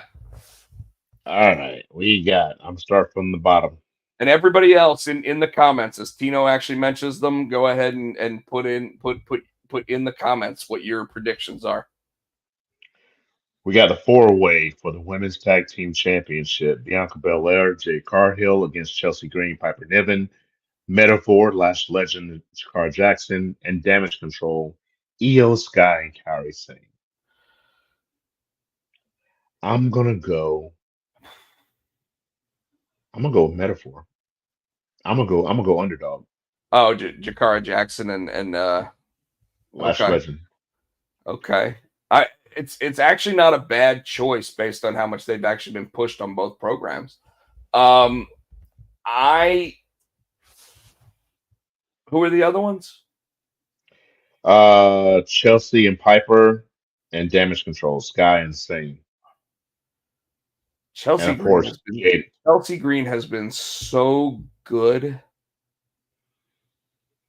that I'm going to go with Chelsea Green and Piper Niven just because I really think that Chelsea Green has been like the MVP of the women's division on the main roster. So you and Barrett agree. Yeah, I'm going with Piper and Green. Next, we got the U.S. Championship, LA Knight versus Andrade and Carmelo Hayes. I think Carmelo Hayes sneaks a win. It makes sense, but it's not a typical pay-per-view or PLE. So I think LA Knight retains. Okay. Maybe even because the other two just like fight their way to the Fight backstage each other. Okay. I would normally say LA Knight, but I'm just trying to be different. I'll go Yeah, Carmelo Hayes. so because it's not one of the big four and it's not one of the regular PLEs, I'm sitting there going, how many titles are really going to change hands? The women's tag True. titles normally change hands on a show like that. Yeah. And that's True. where I'm thinking it. All right, here we go. The one we were just talking about, Orton and Owens. The double O, Orton and Owens. Who you got? No contest. Wow.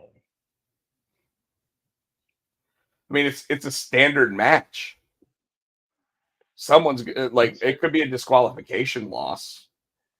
See, I'm gonna go. Yeah, I'm gonna go with Barrett. I'm gonna say Orton. I could see Orton winning because Kevin Owens gets disqualified. Okay. Okay. Although the perfect image here is Kevin Owens doing that power bomb on the ring apron to Randy Orton's damaged back. But they won't do that. They could if they protect it. The question is whether or not Randy Orton's asked for time off before the Royal Rumble.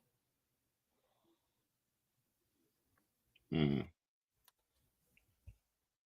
All right. So you say I say Orton, and you say Orton because of I say Orton clean, but you say Orton because of a KO disqualification.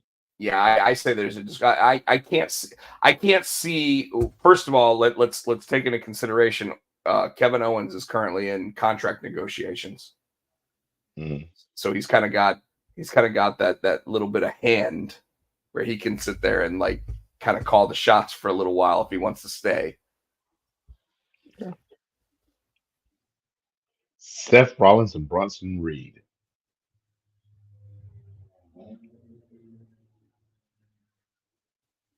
Go ahead. I did it first before. What do you got? I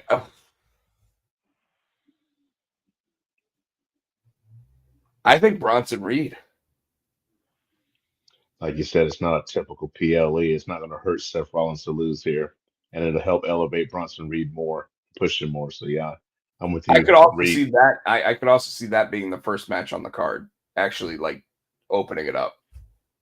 Okay. All right, then we got the two main. So we'll go with the Nia Jackson, Liv Morgan for the Women's Crown Jewel Championship.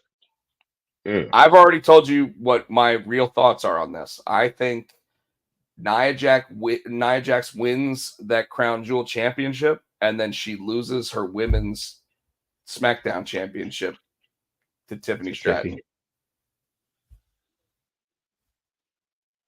You and Barrett See, agree. Barrett agrees with me on that one. I don't know if that's a good thing, but the way that they If made it she, sound, yeah, yeah. I think Tiffy cashes in, and then on Friday night she sits there and goes, "But Nia, we're both champions now." All right. And Cody and Gunther. I wish I could say that Kevin Owens actually interrupts the match and causes Gunther to win, but I think it's going to be Goldberg causes Gunther to lose. So, but Cody wins. Yes. Okay. How do you think she And walks out with all interesting, 3 belts? the interesting thing there is that Gunther hasn't lost since he lost to Sami Zayn at WrestleMania, and Cody hasn't lost a singles match since like last year's summer, before SummerSlam. So it's a really tough match to call, and I hate that they're giving it away at the Saudi Arabia PLE because it really is something that could be a WrestleMania main event, and it should be a WrestleMania main event. But you know why they're doing it. Billions of dollars. Yes. That's and they're trying to look more like a quote unquote legitimate sport. So when you get to certain time frames and whatever, you sit there and you do stuff like that. So what do you think? I think Cody wins it. Now, do you think I agree with you. interference? I think I agree with you. Goldberg has something to do with it, and that's going to set up a Goldberg and Gunther match. The question is, where do they do the Goldberg Gunther match? Like, do they do it at Survivor Series? Do they? Yeah, because I don't see them Do they having hold it anything else off to do with until Gunther. Royal Rumble to give Goldberg time to get ready for it? I'm sure Goldberg's ready. He looks like he's still, working out. And I think that Cody will have. I think Cody will probably have either Kevin or Randy. They'll probably do that at Survivor Series. So they're going to have something for Gunther. Well, I think only one of those titles will probably be on the line at Survivor Series because one of them will be held off until Saturday night's main event. Oh, I don't think Gunther and Goldberg will be for the title.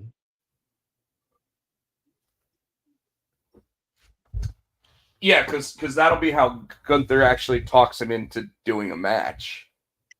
He'll be like, "I'll actually give you a chance at this," because which by the way will piss people like Sammy off even more because Sammy had to basically fight his way into getting a title match. Then you'll know that Goldberg will lose because they're not going to let Gunther lose to Goldberg. All right, Tino, I got one more thing to talk about, and then we're out of here. And it's something we've talked about every week since it started. I haven't watched it last week. That's right, it's after. This is Yeah. the wedding. We got to watch it tonight. Yeah, so the wedding. That's why so folks, I always ask Tino, are we doing this live or are we doing it remote? I kind of hope Tino was going to be here tonight so we could just watch the new episode of it. But my class ran over and then I could, so I was like, because my plan was to try to get done early enough to get there. But they brought Superman back. Are you happy about that? Yes. But I was wondering if that heart, and he did. The heart thing did have might be slowing him down a little bit. Yeah, Jordan's still a bitch. Some adverse effects. Yeah, Jordan's still a bitch, but he started to redeem himself towards the end. I don't think so. You don't think so? He's kind of being nice to his brother. Hey, you need this to I need to kind of sit back. I was waiting for the dun, dun, dun, dun, dun, dun, dun, dun, dun, dun, dun, the Snoopy music. I was waiting for that. Why? He handed him the costume because obviously he handed Jonathan the minion costume. So we're now like, I guess we're legitimately halfway through the full season now. Like what are you anticipating coming from that? Superman's alive. Both of his kids have superpowers. Somehow he's going to have to get rid of Doomsday. That battle's coming. The boys, I don't know. You think the boys will get us? You think the boys will get suits? I At do. least Jonathan. I think Jonathan will. I don't know if Jordan will. I see. I think so. You said he kind of started to redeem himself. I think they need to have the actual redemption arc because so far his Jordan is a bitch has been like, Mom, why did you say that he's the better brother? You know, and like, No, they kind of made up for that because remember, Lord said you gotta let me. I'm sorry, and you gotta let me make this up to you, but you got to let me. He goes, okay. So I think they kind of squashed that. but he's still going to have issues with it. He's still going to have issues with all of it because now he's even conceded that Jonathan's already the better Superboy, even though he's gone through all the training and all of that other stuff, and he's had the powers longer and everything. Like he's sitting there going, "Well, yeah." He like the fact that he sat there and said, "John, you should go and go save this person." Why didn't they both go? They both had the I same thought that. fucking powers. I thought that too. You But I think the know, badass part of that was Superman showed up and he's like, he's not bad for not a bad dead for guy, a dead guy. Yeah. but you Except, came in there fucking with his son. except 5 minutes before that, when Superman was flying, in Antarctica, he crashed. So, like, how did we? How did he know that he was going to be able to walk through all that fire that the guy's firing at him? Let me. I Go ahead. being a parent, you know how they say moms get that extra. They can lift a bus when the kids are in trouble. I think that kicked in. I So, think that kicked in. so let me ask you this: do you think that what they're going to show is that his family is both his greatest strength and his greatest weakness? And is that just like an allegory for that, or is it going to be like they're actually going to physically show it? Because like when his son is in danger, like it doesn't matter how bad his heart's 'Cause I pumping out of almost his think chest. that's how I think, and that's how earlier. Remember, I said he needs to beat Doomsday. I think all three of them are going to be fighting Doomsday, and at some point, Doomsday is going to get the best of the kids, and he's going to be, hold on, bitch, and that's when Papa Bear comes out, and So whether so that kills him for good, so because of the heart, or the you're thinking sorry, you're thinking they're going to do the Hulkish strongest one there is. Like the angrier he gets, the more powerful he gets. Although it's not going to be anger that it's going to be heart that does it. yeah, yeah, like I said, they're all going to be fighting, and he might be down, like he's like, oh, I don't know if I can go on, and he sees his kids in trouble, and that kind of gets him that extra little boost to finish it off. You get that when it comes crashing down and it hurts inside, and it's gonna be like I don't that. know if he'll do all that, but yeah, something like that. No, but I could totally see like he'll do the and as he gets up, all of a sudden like everything happens for him. Yeah, I can see that. I can see that. What they can't bring Superman back and just well, they did already. They brought him back. Like he died. He's Last back. week, Yeah. I told you they were probably like I was a little surprised that they actually had him show up in the now the last thing that happened though was that they showed the text messages from all the different AP sites saying that Superman's alive. yeah, So how do you think that I affects think. everything? Well, Lex is going to know, so he'll come back. That'll bring him. That's what's going to bring him back And we've to already seen Metropolis. when we've seen commercials where he actually shaves the beard off and he gets in that John Henry Irons suit. Yeah, So so it's going to be good. I forgot that is tonight. That is going to be yeah, good. yeah. All right. And I and am have you been done, watching? Tino. Just real quick, have you been watching the our two other shows, Found and the Irrational? So all right, cool. Yes. So that's all Yeah, I was going to say. If you've we been can we can try to talk more about them next week. We are yeah, now at the cool. 2 hour mark, so we will be calling it here. It's just 10:30. Yep. Go ahead. So Give everybody your stuff. You can find me on the Twitter at HoodieFan91. You can find me on Insta, Tino. I am also on Snapchat, Tino. I am on the TikTok, Tino R Great Music. You can find us on the Twitter, Potsy and Tino. You can find us on Facebook, the Potsy and Tino Show. We're here each and every week right here on the Potsy Fans Network. Please give us a thumbs up, like us, and please buy our shit. And you can also we can also say thank you to Adam's House Cat for the wrestling song. You can get that on iTunes right now. The low cost of 99 cents, 99 Jones.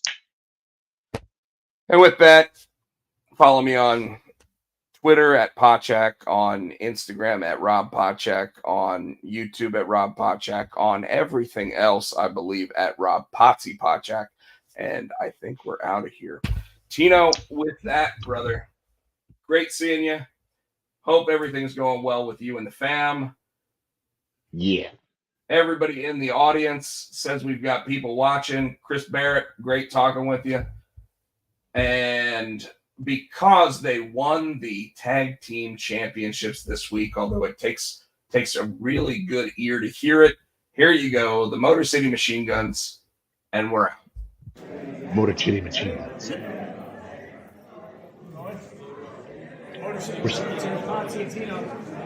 For the Potsy and Tino Show.